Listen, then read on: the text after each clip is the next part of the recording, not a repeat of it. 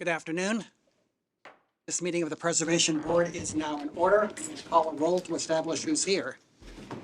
Commissioner Hammaker, are you here? I think that was my name. Yes, I'm here. I'm sorry. I'm here. Commissioner Killeen, are you here? Here. Alderman Ryan, are you here? Here. Commissioner Richardson, are you here? Here. Commissioner Robinson, are you here? Yes. Chairman is present. Do you know if Michael is coming? Do you know if Michael Allen is coming? Okay. And Tiffany is away. Okay, good enough. We have a quorum present. Commissioners. Has anyone looked at the minutes for June 26th and July 24th? And if so, do you have motion for one or both of those minutes?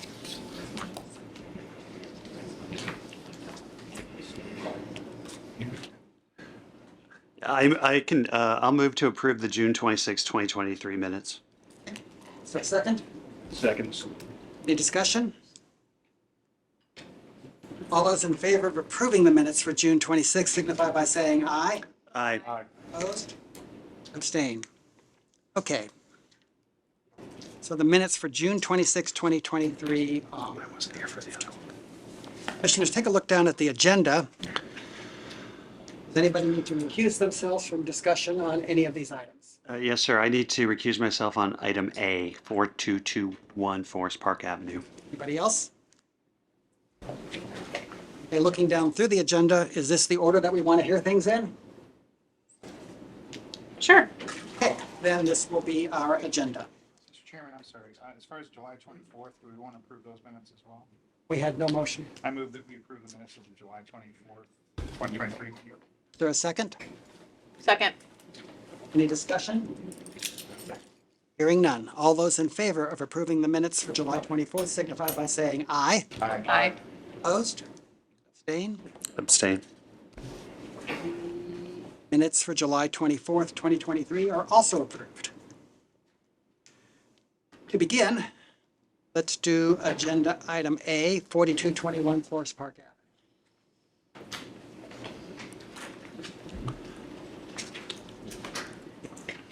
Jan Cameron with the Cultural Resources Office.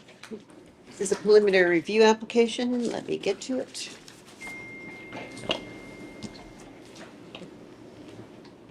And many of you will remember this building as the Allied Photo Color Center.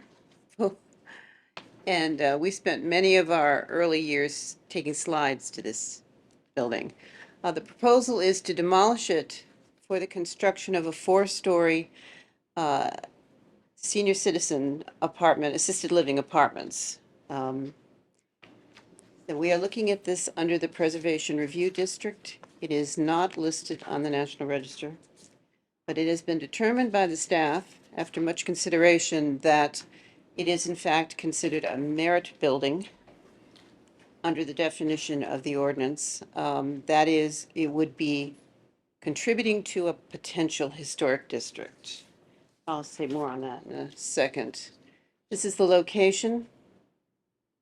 You can see that the only historic district is a block to the north. And an aerial view of the site in red. And this is the most outstanding element of the existing building, which is not original. The building itself was constructed in 1918 and had significant alterations done in the 30s. But this is a wonderful entry. Unfortunately, it's all bricks, so they really can't be salvaged. This is the proposal for the new building. It will entirely fill the lot. It complies with the requirements of the form-based code, and it also has adopted some suggestions by the Cultural Resources Office to bring it into more compatibility. This is the first floor plan. There will be parking underneath the building. So I've outlined it in red so you can see the actual scale of it. This is the west elevation. And then we're back to the existing building now. These are the both side elevations. You can see that the second story was in fact added later, again in the 30s, that it started its life as a one-story warehouse. This is the interior condition. It is sound under the definition of the ordinance, but as you can see, it's deteriorated considerably. Okay, and a little bit of context. Now, as you can see as we go through here, that there's a wide variety of parking lots, altered historic buildings, new construction, and there really isn't any consistency. So this would never be considered to be a historic district, have the potential to be a historic district, I should say. And therefore, while this is a merit building, there is really no historic district for it to be compatible with. Because of that, the staff is recommending that preliminary review be granted to the demolition and to the proposed new construction for the apartments.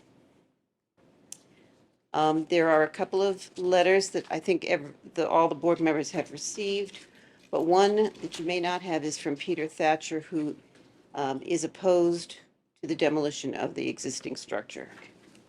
Pass that down in case you haven't seen it. Any questions? Questions, commissioners?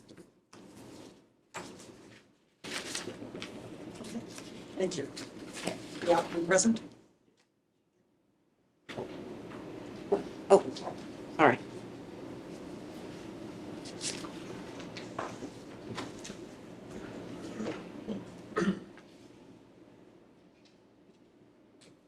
Chairman, how are you today? Price. Good. Carl Grice, Grice Group Architects. We're under contract with the Independence Center for this new 38-unit building. See on the rendering, the existing parking lot to the west of the building would remain, and we're looking at doing new parking underneath the building, grade level, and 3 stories of 1-bedroom senior apartments. I brought up another copy of this rendering to give you a better feel of the colors. Sometimes they don't come out as well on the PDFs there. And I also brought the actual materials for the exterior, which we're looking at Nichiha panels as well as masonry on the first floor and on the south elevation and partial west elevation. We've had meetings with the Board of Adjustment in terms of some of the form-based code items that we've gotten approval on, and also work with Cultural Resources on some modifications to the exterior. One of those is that we created the band at the top portion of the building on the west and south elevation, as well as a vertical band on the south elevation as well, which projects out approximately 8 inches from the balance of the building. There's just no chairs. Sorry. I'm in the wrong spot. That's me.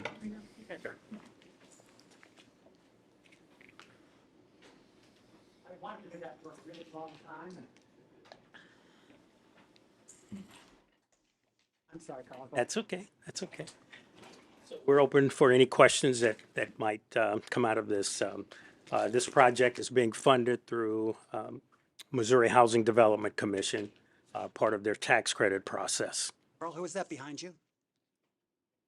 My name's Thomas Laurie. I work for Independence Center for 20 plus years. Commissioners, questions? Either the Independence Center or the architect? Okay, thank you very much. Alderman Browning?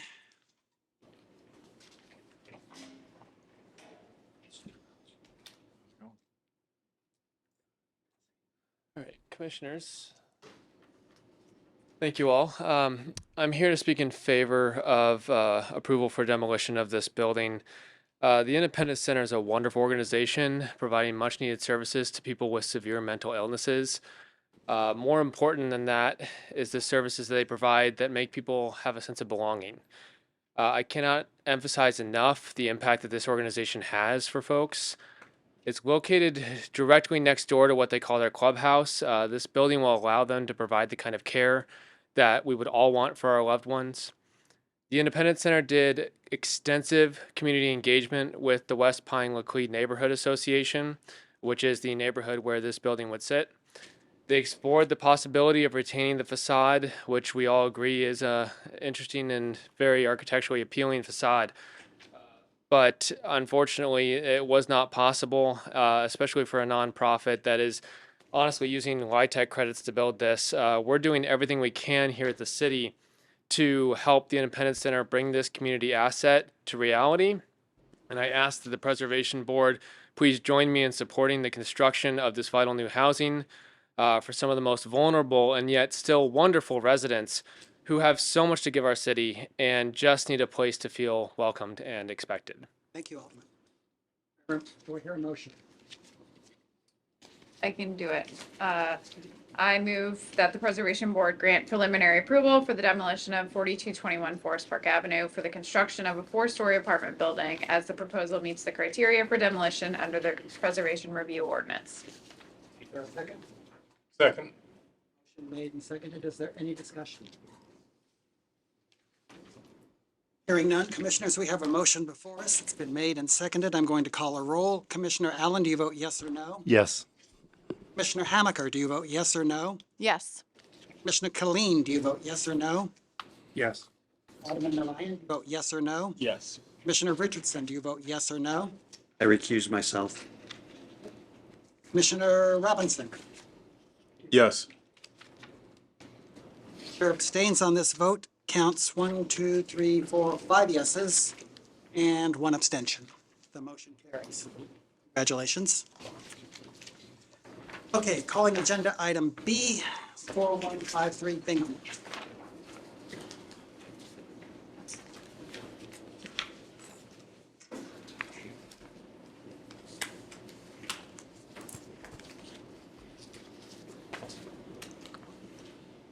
While she gets ready, Carl, just when I think I know what all your buildings are going to look like, you produce something in a completely different vocabulary.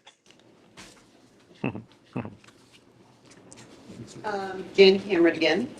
This is another preliminary review for 3 proposed demolitions on a National Register site, the Alligator Oil Clothing Building. And this is one of the 3. The other 2 are non-contributing in the National Register designation. They're really not of interest to us. Now, this project also entails renovation, really, of the large building to the left of the screen. That's what they termed Building 1 in the nomination. That is not under our purview. The only thing we are looking at is demolitions because of the Preservation Review District. This is Building 3. There'll be a test later. Here you go. Building 1 and Building 3. And Building 4 and Building 2, which is way up at the top, as I said, are non-contributing structures. And you'll see why in a minute. It's the aerial view. And again, Building 3, which is certainly a contributing building. It has some interesting decorative detailing on the front. It is a poured concrete structure, so it is very sound, but deteriorated. Detailed shots of the building. And this is the interior. It exists now. This is the proposal. The building number 1 will be rehabilitated as a school. The other buildings on the site will be demolished to allow for parking and for sports use. This is Building 1, frame building. This is Building 2. In 2012, when the nomination was, when the building was listed on the National Register. And this, I believe, is the best I can tell of Building 2 today on the right. And this is Building 4. So I think that no one would dispute that these are really not contributing structures. Little context, the area is mostly relatively small, single families, well-maintained and stable. Just quickly go through here so you can get an idea of the surrounding area. That have been looking at this site for quite a long time. And again, we're back to Building 4. So the staff is recommending that board grant preliminary approval to demolition of building 1, I'm sorry, building 1, building 2, and building 4, but not building 3 as a contributing element to establish Shenandoah Historical Society. Any questions? Commissioners, questions for Jen? Can we go back to the picture of the one you want us to keep? Through these.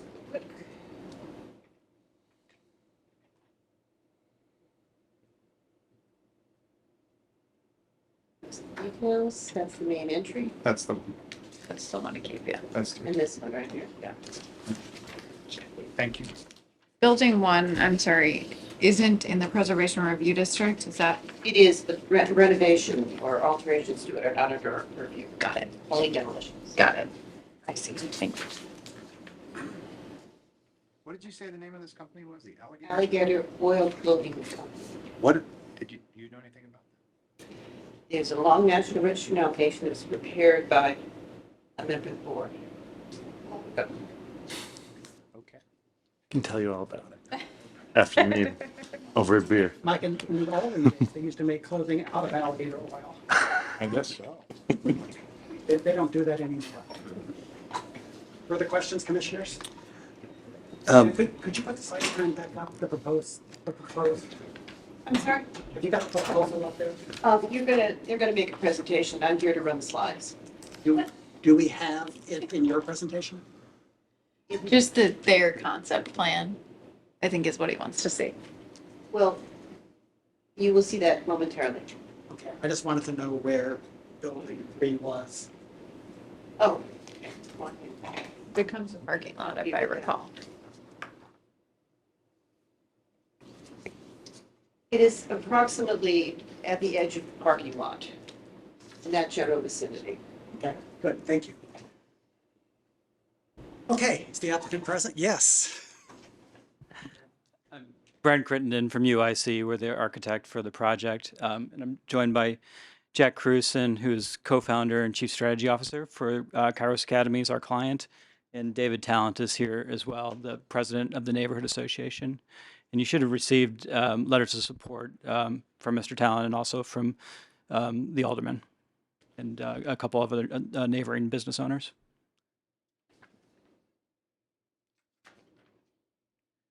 I'll just give Jan, if you don't mind. Just tell me when to stop. Yeah, just go one more, just to give a little bit of context. The school's expanding. They have a charter that goes from 5th grade to 12th grade under in Missouri. They started with 5th and 6th graders, and Jack can speak more to this. As those kids become 7th, 8th, 9th, and now 10th graders, the need for the high school rises. So the plan is to develop a high school at the site we're discussing today, and then they will maintain a facility in the near term for the middle school at the Concordia Publishing House on Jefferson in Miami. Next one. This is an overall of the site plan. I just coded the images a little bit to make it a little bit more clear. We're proposing the demolition of the smaller of the two contributing structures on the site, and I'll explain a little bit more of that. But in short, in order to facilitate a full athletic facility, which is critical to the high school, and fit the parking so we don't overwhelm the almost entirely residential neighborhood to the south, we couldn't find a method to not remove that building based on where it's sitting. There's also change in grade of about 30 foot from street to the back. So we're also having to terrace it, which makes it even more complicated to fit, large athletic facility and parking facility there. So we did study it in detail and came up with a real difficulty to maintain that building. The other thing is that because it is part of those larger complexes, we're not sure we wouldn't undermine the building when we remove all the other portions. There's about a story of unexposed foundation that would come away because it's adjacent to a cellar story of an adjacent structure. So we'd have 3 stories of unbraced wall that we're not sure would sustain, so it adds a little bit more risk to the overall project as well. I think you've seen all these. This is just some images of the proposed demolition. That's the building on the right. The next one has some interiors. The interiors were demolished under a permit, I think about 5 or 6 years ago. So most of the original office interior on the ground floor has been removed. And then we are proposing to rehabilitate, and I'll show you the proposed design for the sake of discussion today. This building, unfortunately, the exposed concrete on the exterior is in pretty bad shape in a lot of areas. We're proposing to skin it, which we think is a reasonable compromise. It will change the character of the building, but it will preserve all of the internal concrete construction. So the interiors will still be indicative of the original construction of it. And we're proposing a translucent and glass ground floor to keep as much of that frame intact and represented from the street. Thanks. Pretty striking interiors. I think it's average like 13, 14-foot ceilings throughout. We've had structural analysis done of this building. There's a few sheared column capitals, but for the most part, it's all in pretty good shape from a frame. So we're sort of treating it almost as just starting with a concrete frame and going from there. This is the site plan. You can see on this, to answer your question, that dashed line in the parking lot represents the location of the contributing building that we're proposing to be demolished. So, and then to orient you further, the large box is the rehabilitated structure. And then the appendage to the top of the slide, which is to the north, is the gymnasium addition. That would actually sit at the lowest level. So the roof would be at street level. So you won't see that from the street, the way the site falls away. This is the site plan we used for our zoning variance for the use and for the parking requirements. And then a couple of images of the proposed design. Like I said, we're using a polycarbonate and glass glazing system on the ground floor, so you will still see the concrete frame from the street, but it'll be obscured behind the glass. And then doing a lighter weight enclosure above, which is a corrugated white metal siding and randomly placed windows. Image looking straight on from a side street, and then I think there's one more from an angle. I think that's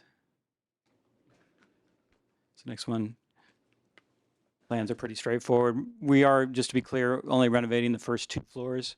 So the street level and the upper floor at street level. The 2 lower levels, which are partial as the building goes down the hillside, will be shelf space for additional use. So if the middle school moves to the side or some other use, maybe community-centered use is found, then we'll rehabilitate those floors at that time. So I'm going to turn it over to Jack, but I'm happy to answer any questions on the architecture or the site development.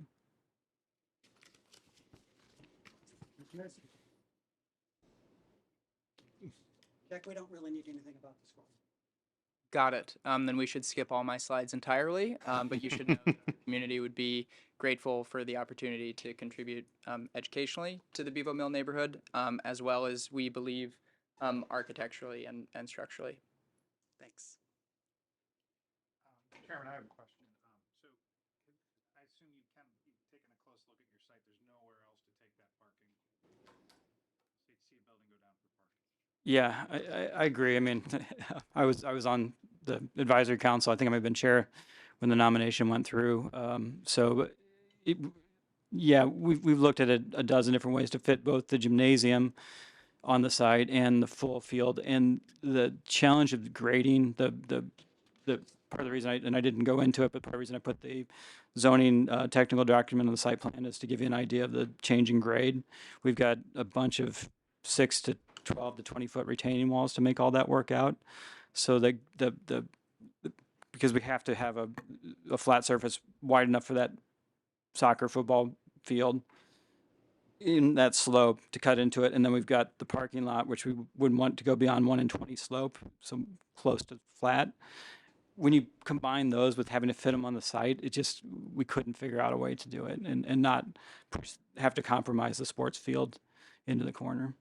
There's no adjacent land where parking could be taken to allow that building to stay? Not for a reasonable price. We did approach an adjacent property owner to the north about a property, but to date, the price is inaccessible to the school. The city's requiring that parking off street? So to be clear, at zoning variance, we did get a waiver on the parking requirement. That is more of a discussion with the neighborhood association. And I didn't mention this, but the building subject to a lawsuit between the current owner and the neighborhood association, who is being represented by Legal Services of Eastern Missouri. And we entered into a more or less three-way arrangement at the end of this that the list pendants and related suit will be dropped when the school purchases that.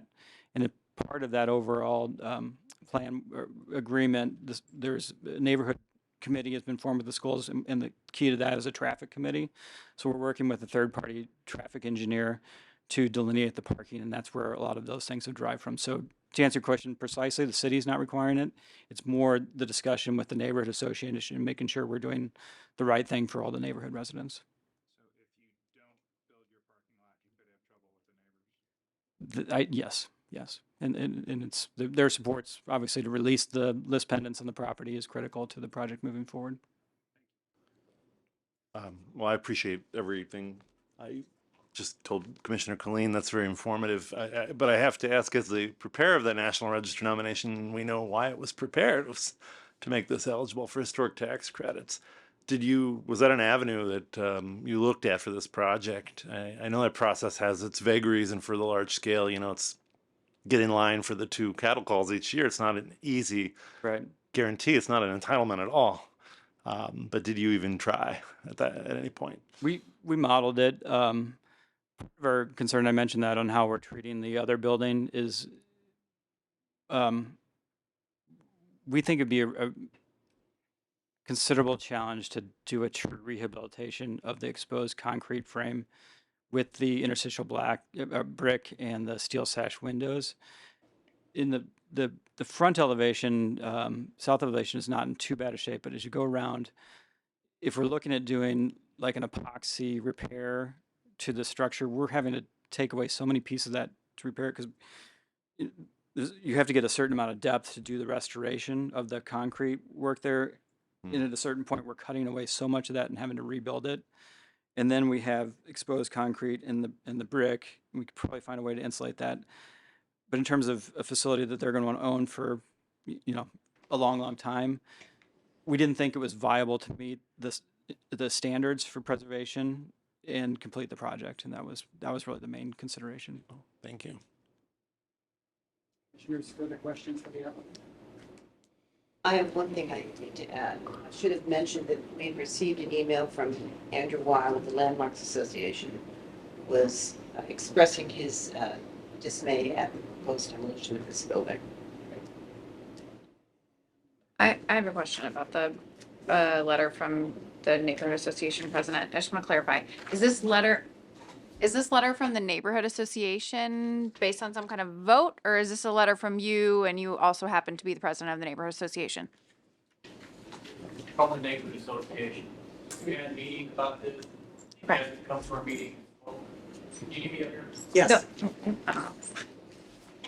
We've had meetings about it, just about this topic, and it is 95%. I mean, there are always going to be somebody who doesn't like a project, no matter what the project is, but about 95% of the people want this project.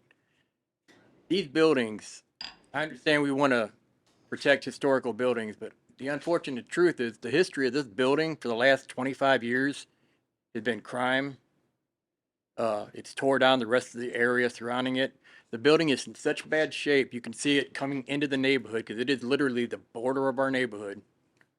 Very first properties in the neighborhood on that street. Which building are you talking about? All 3 of them. All of them. You can see them coming up Gravois or coming down Chippewa or Merrimack, and they are hideous. They're absolutely hideous. The property owners that own properties on the adjacent blocks, these properties are going down because there's no value in them putting a lot of money into these properties with that building looking like that. Does that answer your question? It does. Thank you. Okay, commissioners. Jan, any more to add? No.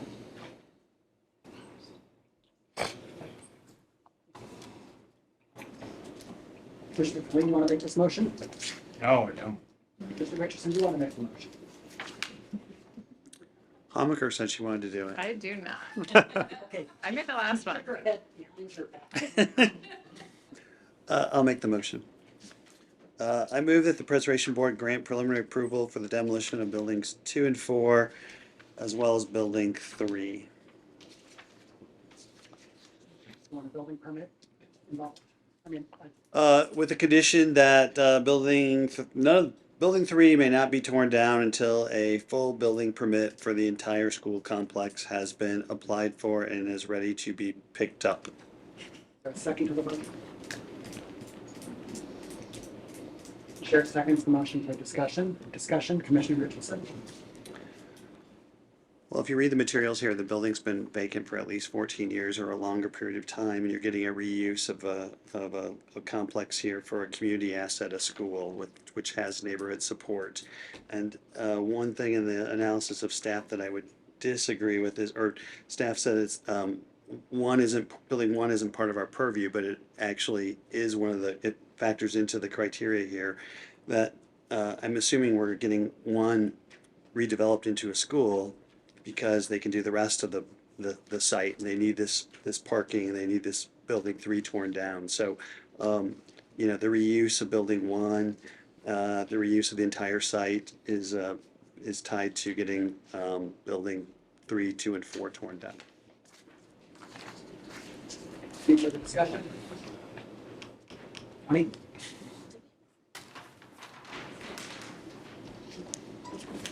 Do you have anything to say?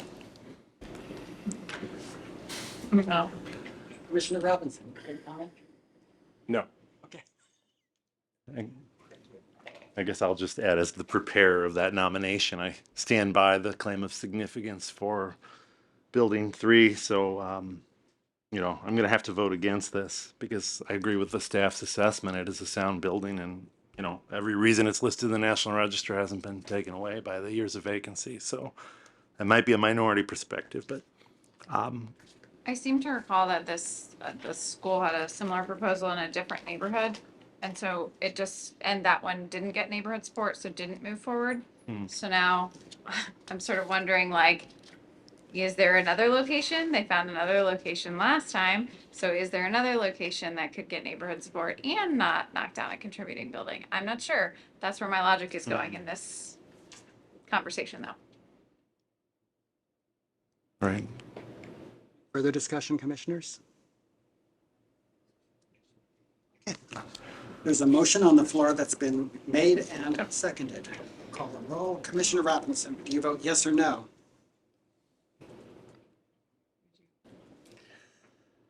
Yes. Commissioner Richardson, do you vote yes or no? Yes. Alderman Narayan, do you vote yes or no? Yes. Commissioner Killeen, do you vote yes or no? No. Commissioner Hamaker, do you vote yes or no? No. Commissioner Allen, do you vote yes or no? No. 3 yeses, 3 noes, chair votes yes. Motion carries. She defers to him.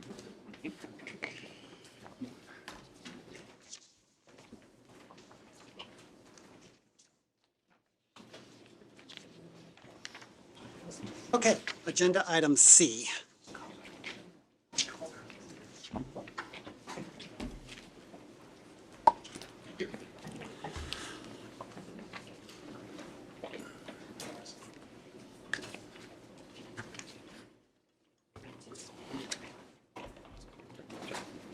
Bob Bettis with staff.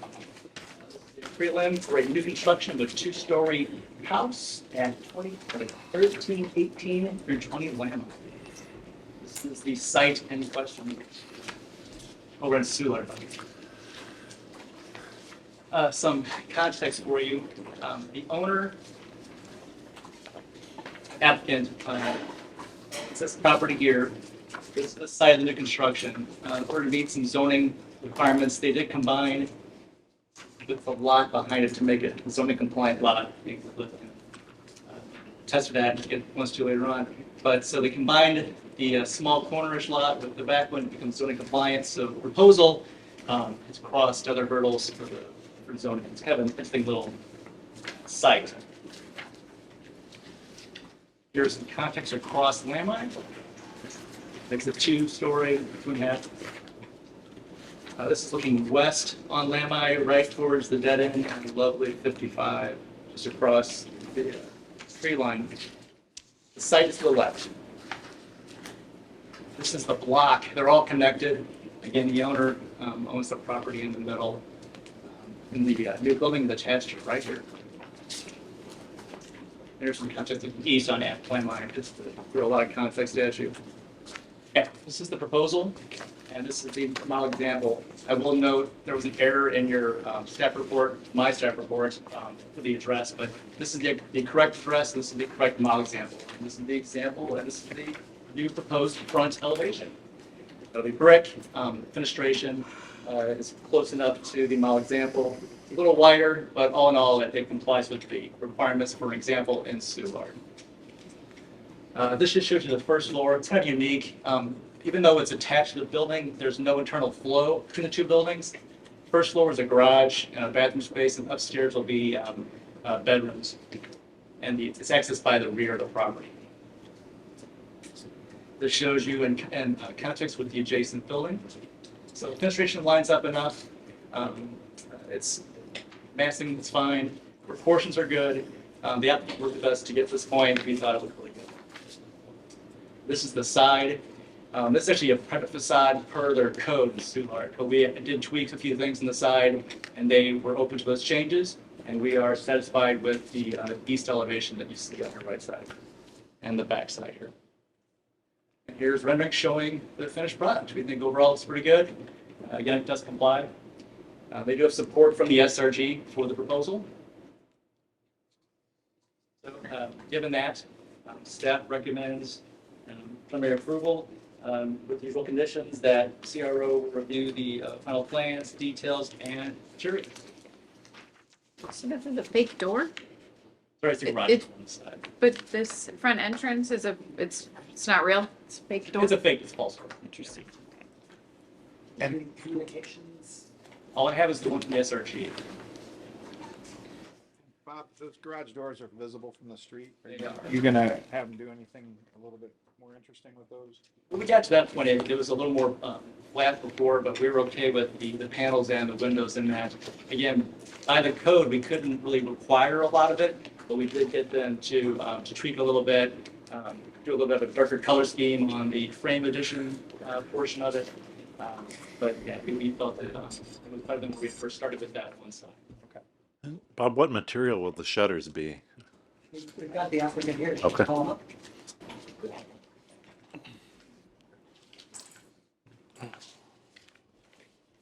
I'm Cliff Doucette with Doucette Architecture. I'm the architect on the project. This is Bill Tomer, who is the owner. You were asking about the shutters. Hadn't really gotten that far with it, but it'll probably be a composite wood, is what I'm thinking at this point. Thank you. And then the false door that you were asking about earlier, that is a false door, but above it is a window, a clear story window to allow some light to get into the garage. Is it just an interior layout thing where the front door doesn't make sense? Well, the front door is per the model example, so it's not operable, no, because it is also above where the actual slab is. Because as opposed to the existing house, that's 3 feet off the ground. So the grade only changes about 8 inches as it's going to the east. So we have to get down on to the grade of the alley to get a car in. So while we do have, we're showing the stone foundation, we actually don't have an operable door because it'd be 3 feet above the ground. Yeah. Further questions for the applicant? I have one for staff. Isn't it strange that we've just got a door hanging out there with no staircase? You can work out details for a stair if you'd like, just to. Oh, I don't know. I hate to have them by a stair, but maybe a raised landing. I know, that's what I'm Look wondering. at the elevator. There was a way of trying to conceal it on the rendering, but we can figure out if something else you'd like. Growies. Sorry, I what? can see growies, yeah. Rowies. That's what architects call plants. Oh, it's very, very technical. Again, if Sure, the landscape architects love that. All right. It's just gonna be funny. I don't know. But if you put a stair there, like, It's even sillier, right? people are Yes. gonna go up there all the time. I just like, Turn off false doors. Right. can you just like vow that you're gonna do some plants that look better than these like little mounds? That's all I want. Bill, you'll do. There we go. Okay. Further questions for the applicants or for staff? Thanks you very much. Commissioner Hamilton, we got a question on this one. Do. Since you made fun of their landscape. Sorry. Funky door. Sorry. I move that the Preservation Board grant preliminary approval to the design with the condition that the Cultural Resources Office review and approve final plans, exterior details, and material selections. Second. Motion made and seconded. Is there any discussion? Hearing none. Commissioners, I'm going to call a roll. The motion that is before us and seconded. Commissioner Allen, do you vote yes or no? Yes. Commissioner Hamaker, do you vote yes or no? Yes. Commissioner Killeen, do you vote yes or no? Yes. Alderman Ryan, do you vote yes or no? Yes. Commissioner Richardson, do you vote yes or no? Yes. Commissioner Robinson, do you vote yes or no? Yes. Chair abstains on this vote. There are 6 yeses and 1 abstention. The motion carries. Congratulations. Catherine, are we still ahead of your drop dead time? We are. Okay, let's do agenda item D. I'm going to recuse on this one. Okay. This is an appeal. I need to, Bob took this step, and I will tell the truth. I need to enter in the enabling ordinance. Let's do your thing. Okay. So I can enunciate a little bit louder in case you guys can't hear. 6-4. We do not have an applicant today? We do not have that yet. I can explain that as I go along, or should I mention that first or wait? Nope, it's fine. Go ahead. Enter in the enabling ordinance 64689 as amended by 64925, the Benton Park ordinance, which is 67175, my PowerPoint presentation, and my staff report. Essentially, this is an appeal to retain the wooden fence that you see up on the screen. To be brief, there was an overzealous contractor that was doing some additional work on the site, rebuilding a side porch, adding a rear porch, and at that time, they did construct this fence without a permit. In Benton Park, this is a corner property, so you have 2 public facades, and so I'll kind of get through more, but that's just the gist of it. And this is the fence. Here is the location, corner of Crittenden and Wisconsin. And here's your street level context. As you see, it's kind of hard to really see from the street due to the trees. Here's the site plan. The red dot indicates where the fence is located. And here's a detail and a shot again of the proposed fence. In Benton Park, it says you cannot have a privacy fence in front of a public facade.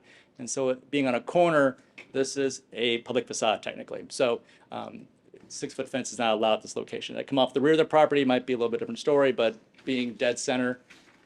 Previously, there was like a 4-foot non-compliant fence. It didn't really have any kind of good design that met the code. But this is where we're at. So side of the gentleman, they've applied for a permit seeking a variance. Benton Park does support the applicant's request for an exception to the code.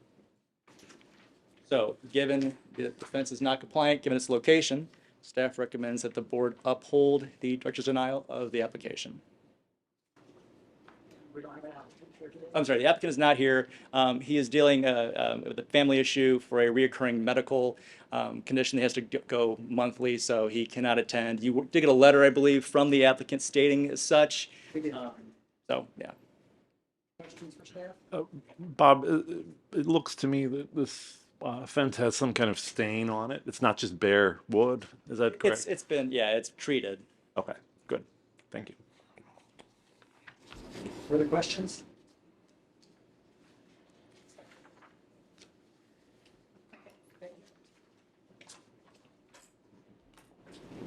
Commissioner Allen, motion? I move that the Preservation Board overturn the denial of the fence. Is there a second? Second. Any discussion? Maybe. Commissioners, I'm going to call a roll. So who was my second there? Thank you. Commissioner Robinson, yes or no? I'm thinking. He's He thinking. said he's thinking. We like that. There's a good quality in the commission. Thoughtful body.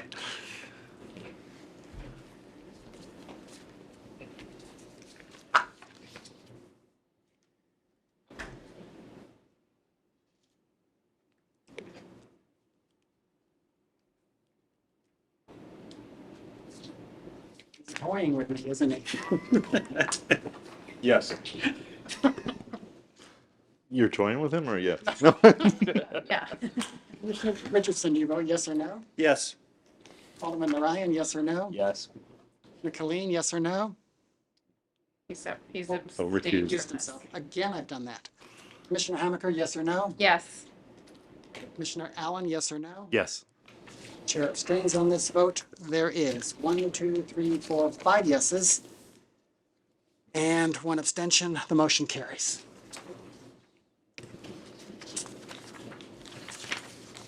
Okay, I'm finding my agenda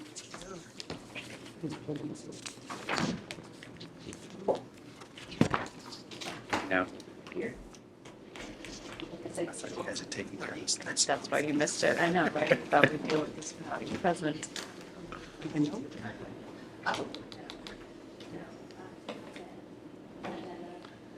here. Peter here last month. Which is why I Oh, got her got it. to like just no new information.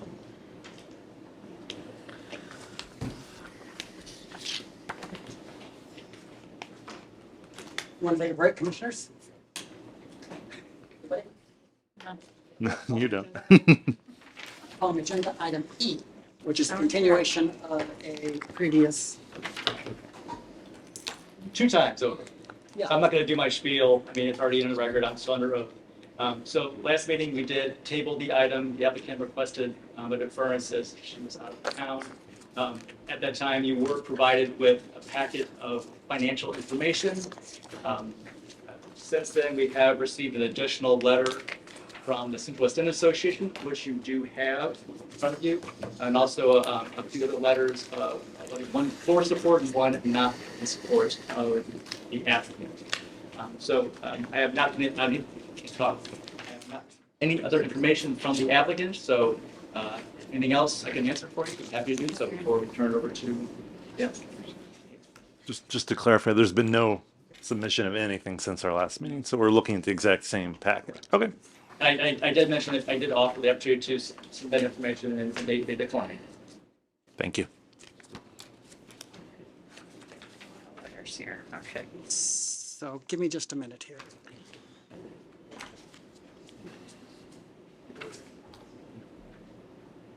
Do we have a motion?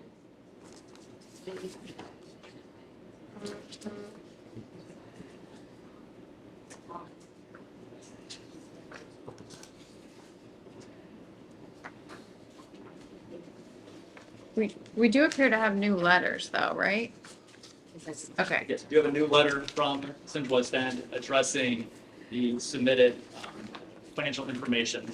And the gist of that is that they have reviewed that information as well, and their stance is to still support that recommendation for not. Right, but then these 4 letters from neighborhoods are also new There from are the some last new- meeting, There yeah. are some new information. Okay. They were sent to you as you did. Yeah, I okay, think I just want to make sure.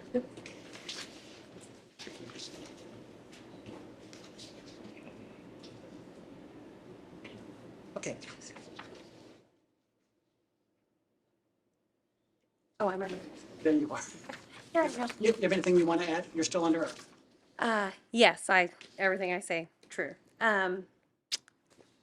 We talked about it kind of before. I know you guys got to read those packets, but even from the beginning, when we listed it in 2019 for sale, I'd already put in $1,120,000 out of pocket. Listing price was 1.15 million.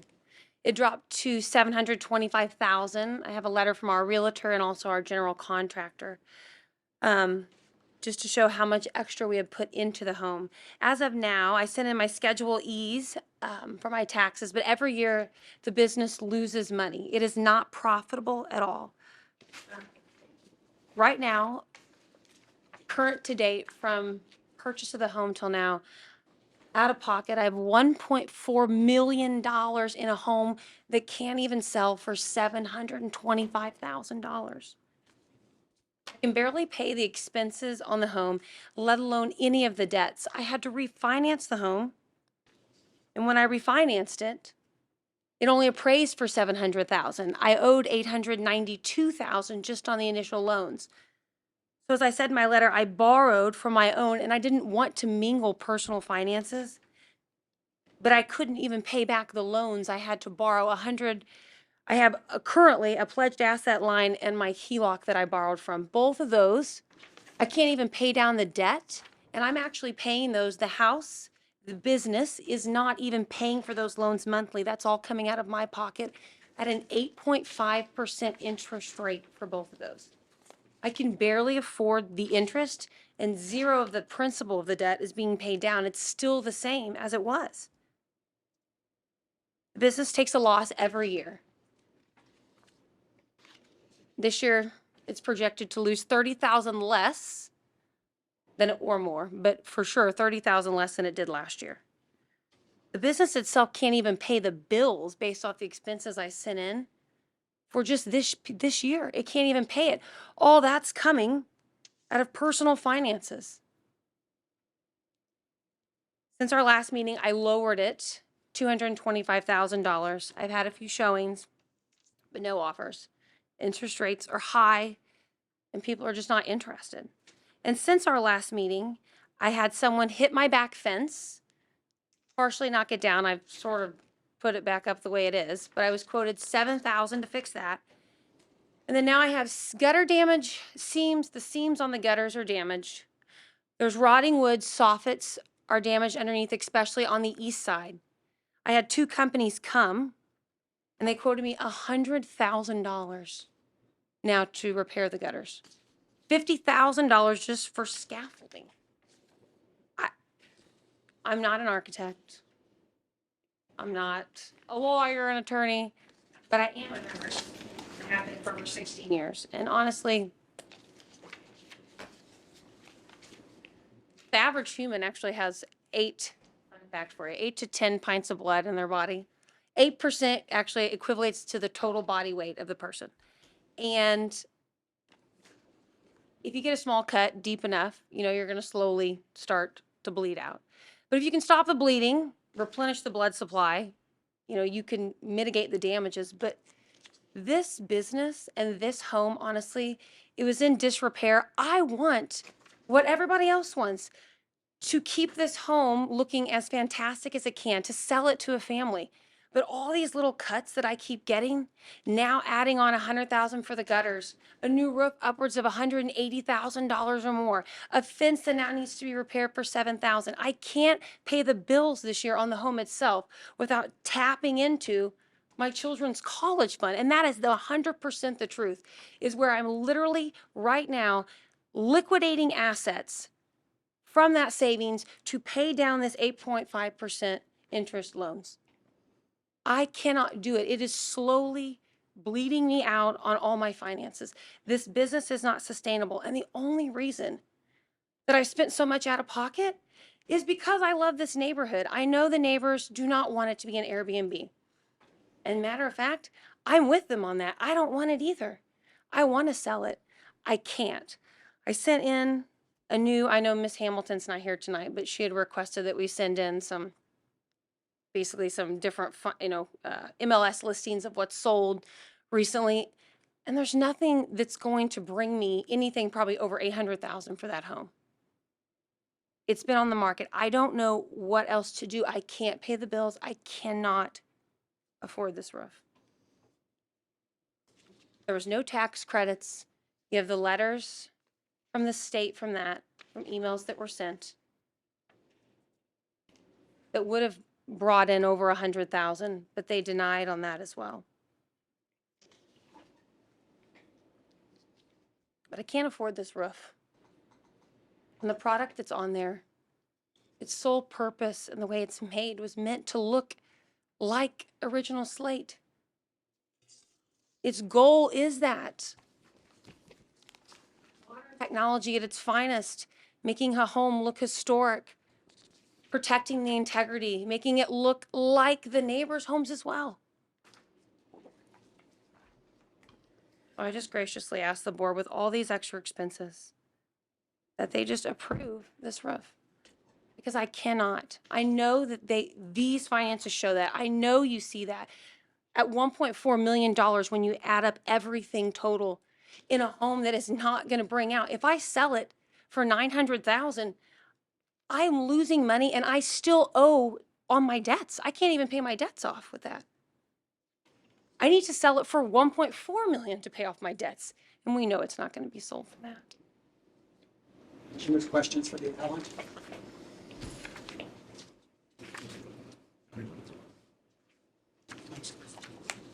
We have 3 people here to speak. Frederick? Yes.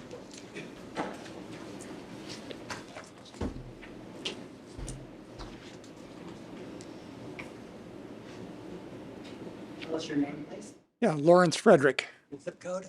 63108. Is your testimony going to be the truth? It absolutely is. Proceed. Okay, well, it's a tough act to follow.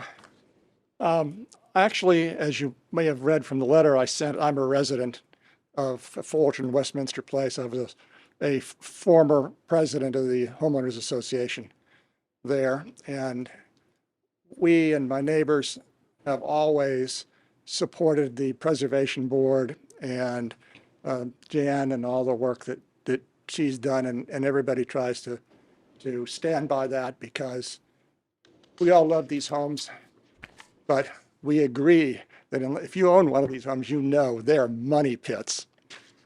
And, you know, I have slate, or I used to have slate on the roof of my home. I have slate on the sides. That's even more troubling.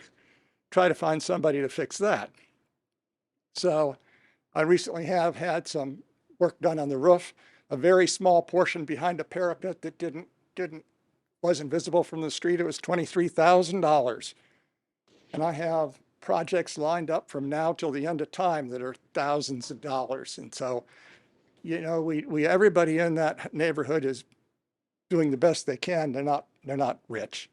But we do agree that the facades of the house need to be maintained. I'm not sure that we entirely agree on the necessity of exact materials being used, but it's clear that the Preservation Board and the efforts of the office are there to protect the facade of these houses, to make sure that the look and feel is preserved, even though the house itself may not be that preserved by it. So, you know, whatever you decide, I mean, I urge you to take into account the necessity of maintaining the look of these homes. And in some sense, we all knew what we were getting into. Well, maybe some of us did. I'm not sure that when I bought our house, maybe 12, 13 years ago, that I knew that a roof was going to cost $150,000 or more. I mean, I might have thought twice at that point, but I certainly knew there was going to be a lot of expense, and there has been. I will never get the money out of it that we've put into it. There's just no question about it. But we do, most of the people that I've talked to agree that, you know, while we can't make things better, we can make them worse. And so we would prefer that the look and feel be maintained. And it's sort of up to this committee to decide whether or not this proposal meets the look and feel. Do you have any questions? Thank you, sir. Thank you. Jerry Fisher?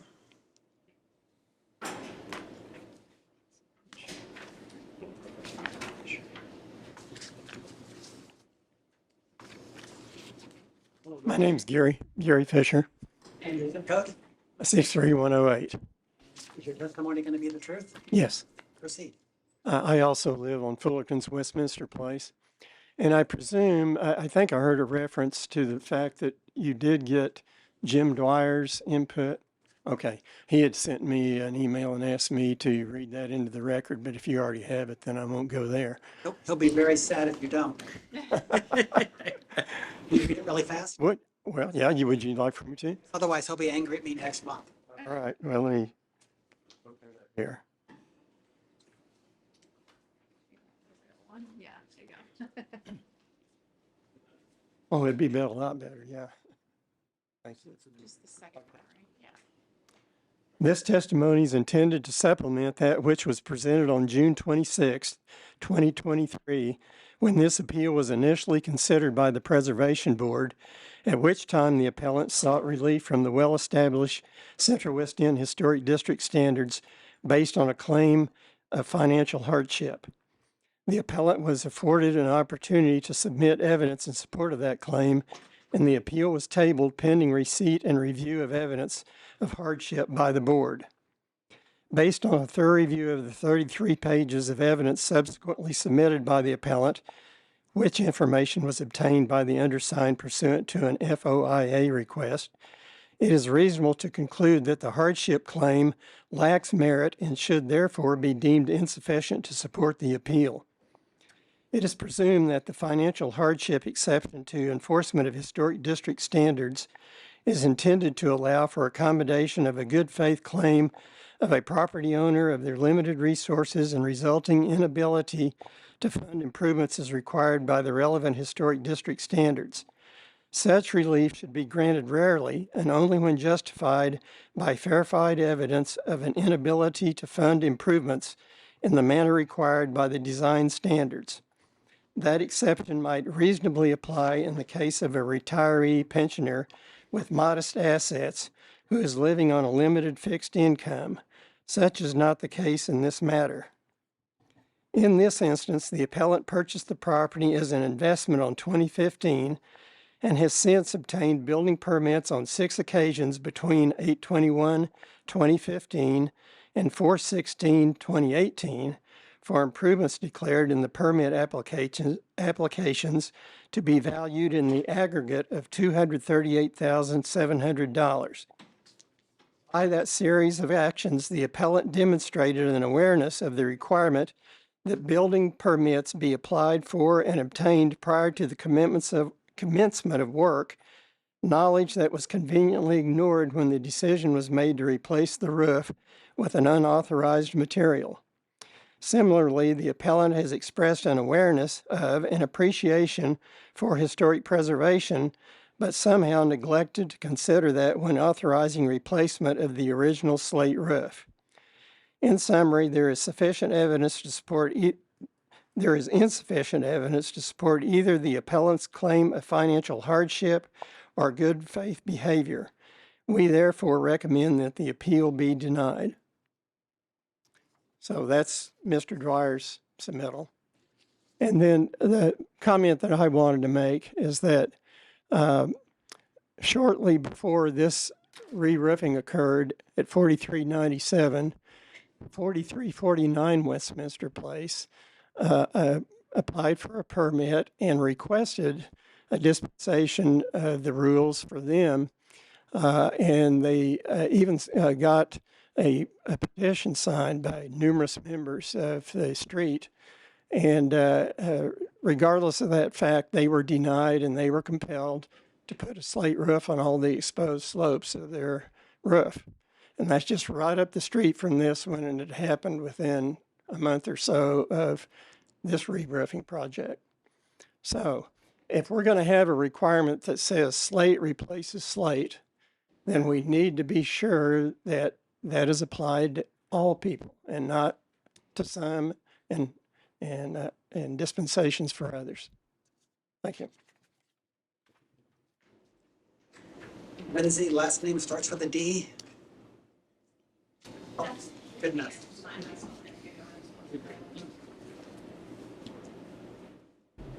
Okay, commissioners, that concludes the testimony in this matter. Commissioner Richardson, want to make this motion? I actually was going to say, I saw on the expense thing that it looks like my law firm worked on this in 2018. Can I ask the applicant, are we current, is Hush Blackwell helping you in any way currently? No, we hired, spoke with them when we were looking into the tax credits getting denied, and that's when. Got it. But that law firm is currently not helping in any way? Correct. Thank you. Before you make a motion, can I clarify something with staff? Do you mind if I do that? Thank you. So could you refresh your memory? What did she put on that roof? What is up there? Sorry. It's the it's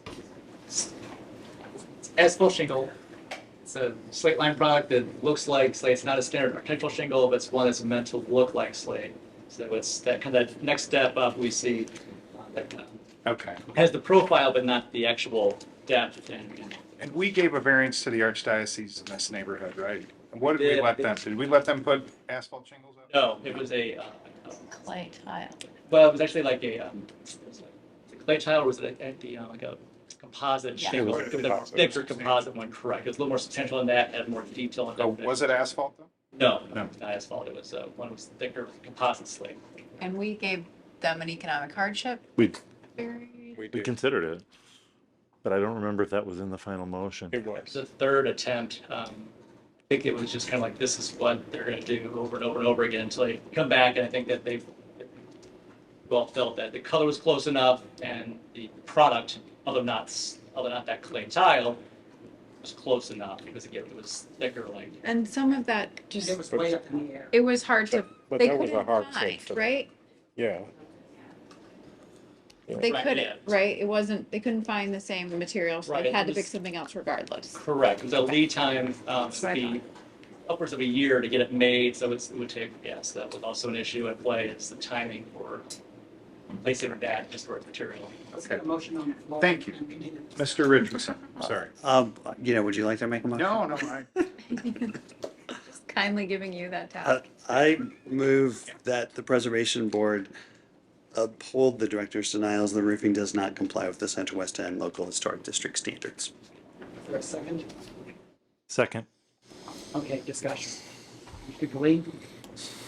This is a tough one. I have read through the applicant's financial information that she provided, and I would I'd be tempted to give in to that or give that weight, but I'm hearing what the neighbors are saying. They are really throwing down the gauntlet in this neighborhood, and they want their slate roofs up there, and it's their neighborhood. They've made the rules, so it's tough to get around that. Well, I was gonna say, and I think one of the things is like they seem to be okay with Airbnb then, because there's nothing that says, hey, we'd rather have a composite roof than an Airbnb. And when I looked at the financials, if you back out depreciation as an expense, it actually made money in 2021. So I don't think the hardship was there. That it seems like perhaps they could continue to operate as an Airbnb and actually not only cover these existing expenses, but have some money that could go towards the roof. Right. I would agree. I mean, I think that the lack of profitability and hardship are not the same thing defined under the ordinance, and there's not enough personal financial information here, nor do we really necessarily need to see it unless the applicant wants to share to find hardship in this case. And I also think that, as Jim Dwyer from the Central West End Planning and Development Committee is reminding us, that there were numerous building permits that did go through proper review on this property. So it's just really inexplicable the roof permit didn't follow the same course it should have. Further discussion, commissioners? Several of the letters do cite a desire to think about the ordinance again and to, maybe consider a slate alternative as a appropriate material moving forward. Should they be able to work with cultural resources to amend the ordinance? And they also say that's not on the books right now, so I want you to listen to what's on the books. So I agree, it's a tricky thing when there is a desire to consider an alternative material moving forward. But that's not what we've got right now. Right. No. Any further discussion? Okay, commissioners, there's a motion before us that's been made and seconded. Call the roll. Commissioner Robinson, do you vote yes or no? Abstain. Commissioner Richardson, do you vote yes or no? Yes. Alderman Ryan, do you vote yes or no? Yes. Commissioner Colleen, do you vote yes or no? Yes. Commissioner Hamaker, do you vote yes or no? Yes. Commissioner Allen, do you vote yes or no? Yes. Chair abstains on this vote, counts 5 yeses and 2 abstentions. The motion carries.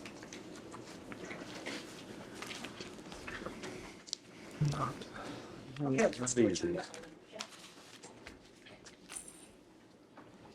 Catherine, are we still okay on time? I'm still with you. Okay.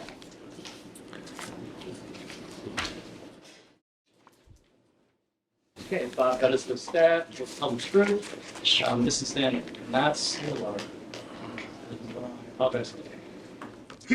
This is, an appeal, so you need to enter in, again, 64689, which is the enabling ordinance, as amended by 64925. Then McKinley Heights, ordinance 67901, my presentation and the PowerPoint. Nor the Soulard you see on the screen. It's actually in McKinley Heights. So we have, the question here is the replacement, question to retain the interior window. The upper story right here. Contact. It's on the west side of Indiana, just south of Ann.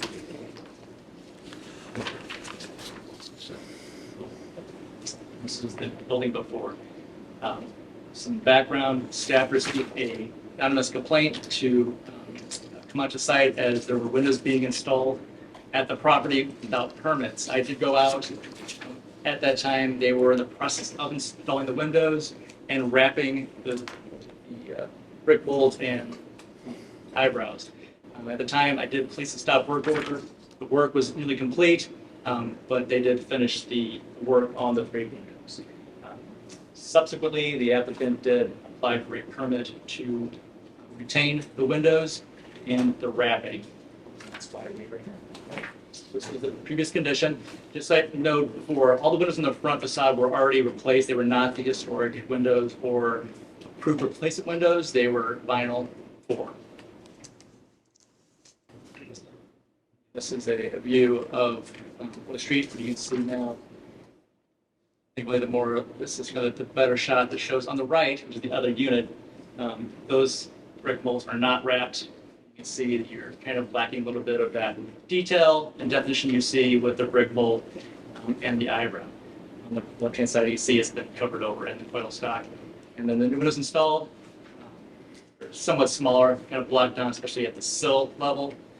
So again, they don't comply with covering the brick mold, and they are not compliant windows. At left is the window that was installed. And then on the right, just what we tend to see or we want to see when people do install windows. Look for certain dimensions, higher lift rail, being rails that align, and also that it fits the opening correctly, and the windows unwrapped. We have received a letter you were forwarded from McKinley Heights. They are not in support of the applicant's request for an exception to the code. Staff recommends that the board uphold the director's denial since the windows and wrapping do not conform with the standards. Did you introduce everything you needed to introduce? I did. Questions for staff? Any particular reason why the owner did not comply with the stop work order? Do we have any, did you discuss this with the owner? At that time, I did have a interaction with the owner. Interaction? I believe at that time, work was nearly complete, and I believe they felt strongly that they was to retain their work. Okay, thank you. Further questions? Thank you. Let's hear from the appellant. Thank you for your patience. Lisa Faramarzi, 63104 is my. Just want to give it to Yes, yes, I do. See. Thank you for the opportunity to speak. We purchased the property, I purchased it with Billy Muse in March 2019. And we didn't know that there was a permit required to replace the windows. We really had no idea that vinyl windows weren't, they were not acceptable because ours were already vinyl when we moved in there, and the majority on our street seemed to be vinyl windows.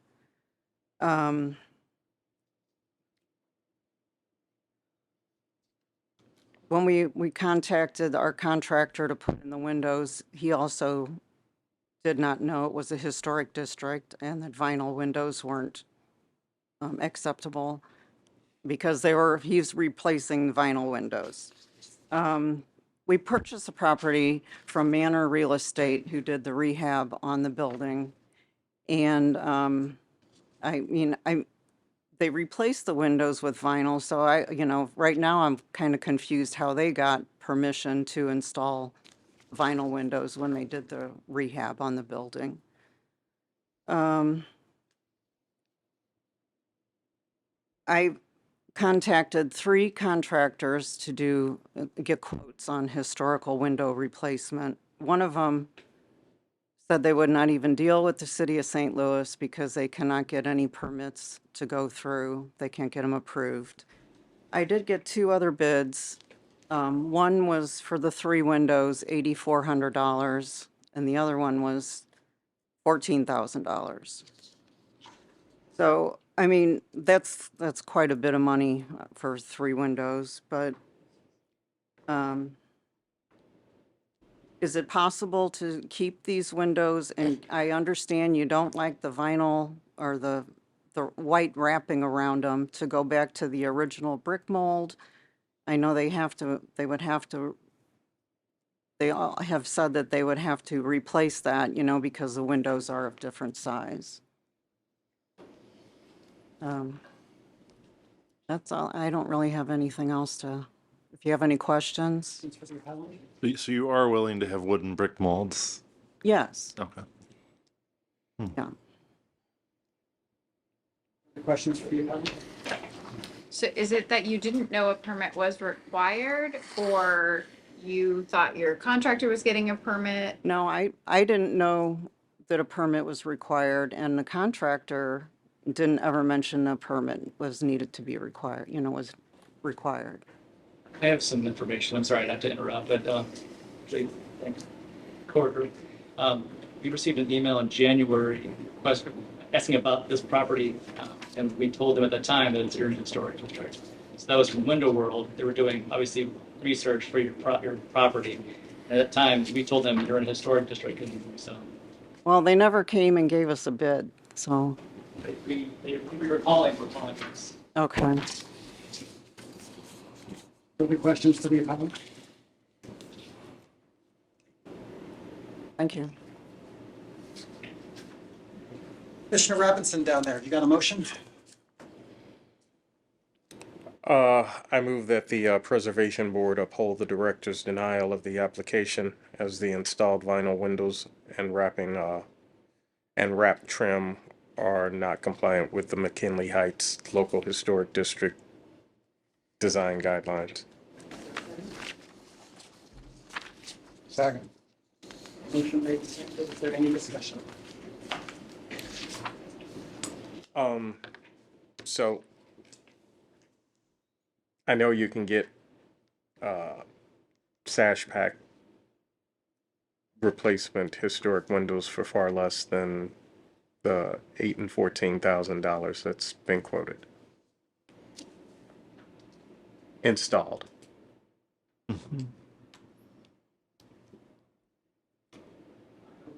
Any solution? Notices that there's a other half of the building next door. They come close to match. Okay, commissioners, there's a motion on the floor that's been made and seconded.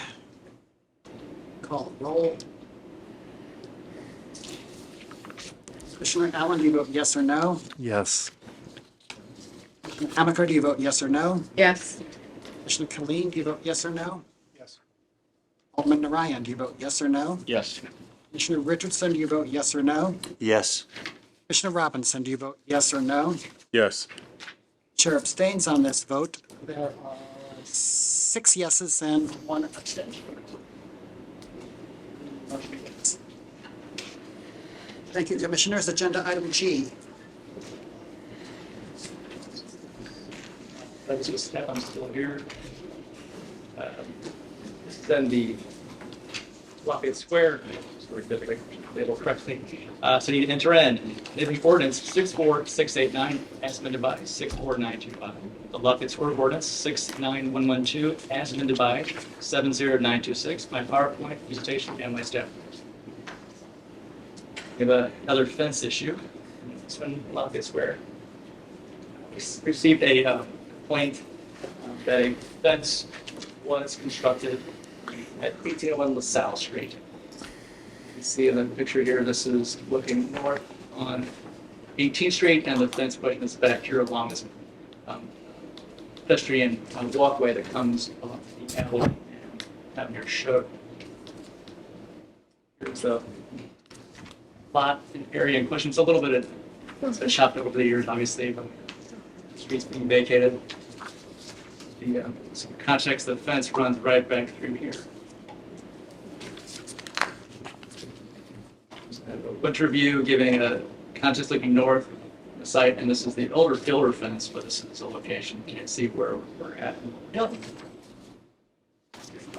This is also looking west on 18th Street. These are context. This is the previous fence that was 6 feet in height. You'll note on this photograph that there was an older brick wall and a poured concrete wall in back.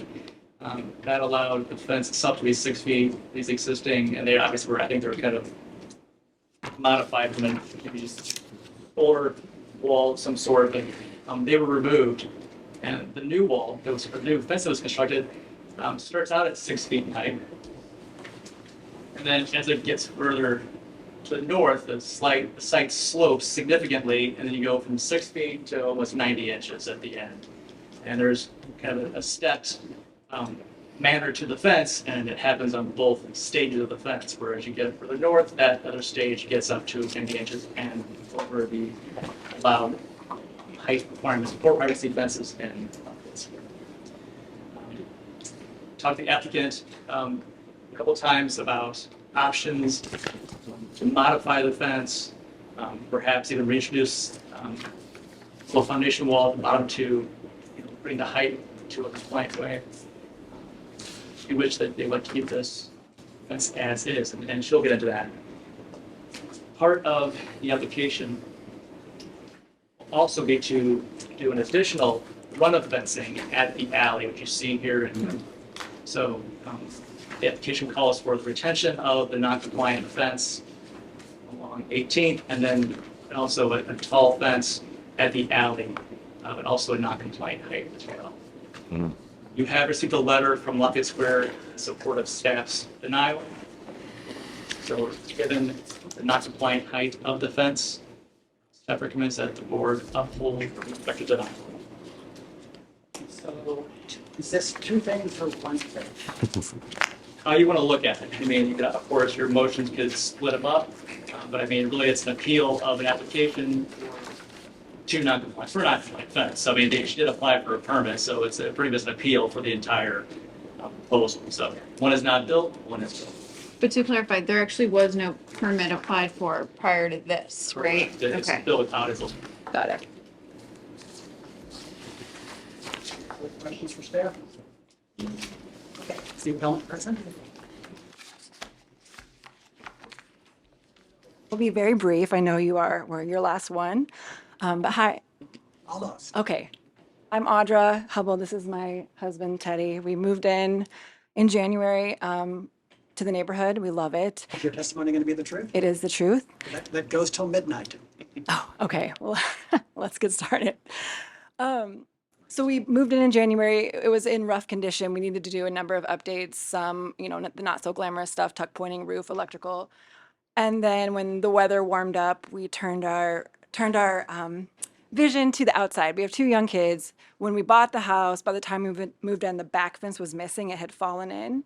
And then this fence, when we had someone come look at it, they pushed it and it fell in both ways, into the yard and into this pedestrian path. So it was in rough shape. So that's part of the reason we moved quickly. And we did not do it the right way. And we learned our lesson on our first outdoor project, which is why we stopped halfway through and hope to do it the right way. But I guess the best that I can do is tell you why we did it and why it is the way it is. So we just, like I said, we moved quickly. We had a contractor who was ready to start, and we built it to roughly the same height, albeit the curb isn't there, and the same material. So exact same footprint, same height at the top, but then that curb itself was crumbling and the bricks were falling out and there was holes leading into the yard. So it was pretty rough, but we admit we didn't do it the right way. We know that's frustrating for people that are volunteering their time to hold up protocol. A couple of the reasons why it is 7 feet is, as Mr. Bettis mentioned, it is 6 feet, it's a big slope. So it's not that we're against, cutting it would not be fun, but the reason that I'm maybe fighting more for that than even the 7-foot fence in the back is the math is such that we would have to stair step it roughly 6 times and kind of do that ledge for it to always be 6 feet everywhere, because it's a 2-foot grade from start to finish. The curb we had quoted, it was a little bit pricey, and I mistakenly didn't realize that the measurements were from the bottom of the curb. So I thought, oh, maybe this is better looking than a concrete curb. So that was my mistake. Anyway, long story short, it'd either have to be stair stepped, or we could start the fence at the lowest points were 6 feet, and then it would grade down. But then the highest points would be 6 feet, then grade down to 5 feet. That's short, a little bit short, and I love the people that walk past, but it's a traffic way. So we're outside, and it's not as private as one might hope.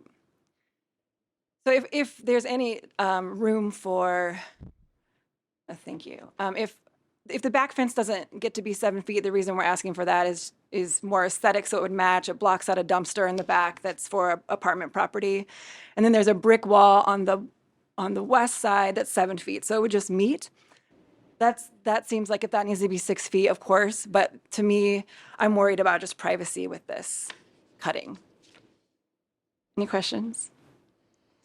Clarify your Yeah. testimony. You really, really, really don't want to change the fence you're building, but you'd be okay complying with the ordinance for the fence. Correct. Does the presence of this large parking lot impact your decision? I Yeah. wonder where there's the model example for that, but I'm not going to get into that Lafayette Square political debate. No, thank you. Surface parking lot's not very historical.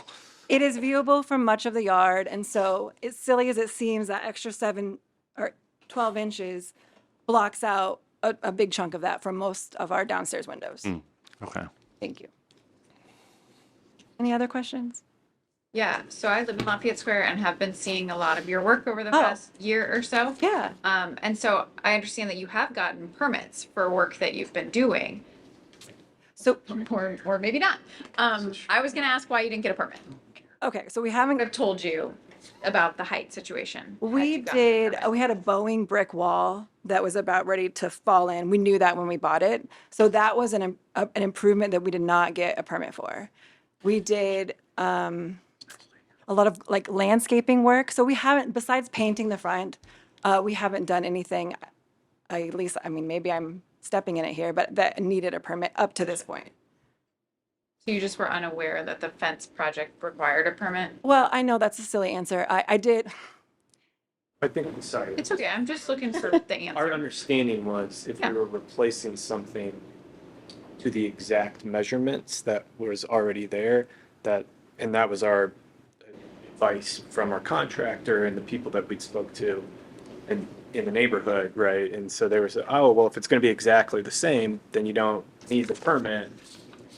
Our misunderstanding came when the curb that was falling onto the sidewalk was not taken into account onto the end measurements of the wood. Gotcha. Thank you. I just wanted to check. Further questions for you, Colin?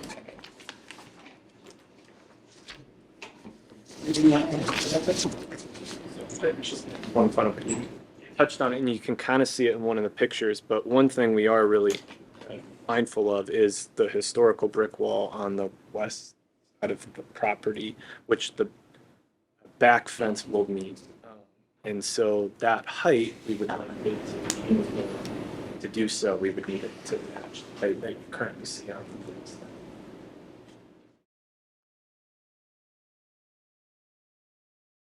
Thank you. Kathleen, you want to do this one? No. Sorry. Again, Alderman Ryan. I agree. Sure, I move that we overturn the preservation board's stop. Second. Any discussion, commissioners? I just want to clarify, I guess, is the motion to overturn the denial of the fence that's in now and approve their non-compliant 72-inch fence to complete it? I just want to make sure we're on the right thing. For me, yes, that's Okay, what it would be, so great. that it came into line with that existing brick wall. And for me too, for the same reasons, and also the fact that you have this non-historic parking lot meeting a commercial alley. This is a location where I think additional privacy is warranted. That's not something that Cody anticipated. Further discussion, commissioners? Okay. We have a motion before us. It's made and seconded. I'm going to call the roll. Commissioner Allen, do you vote yes or no? Yes. Commissioner Hamaker, do you vote yes or no? Yes. Mr. Colleen, do you vote yes or no? Abstain. Alderman Narayan, do you vote yes or no? Yes. Commissioner Richardson, do you vote yes or no? Yes.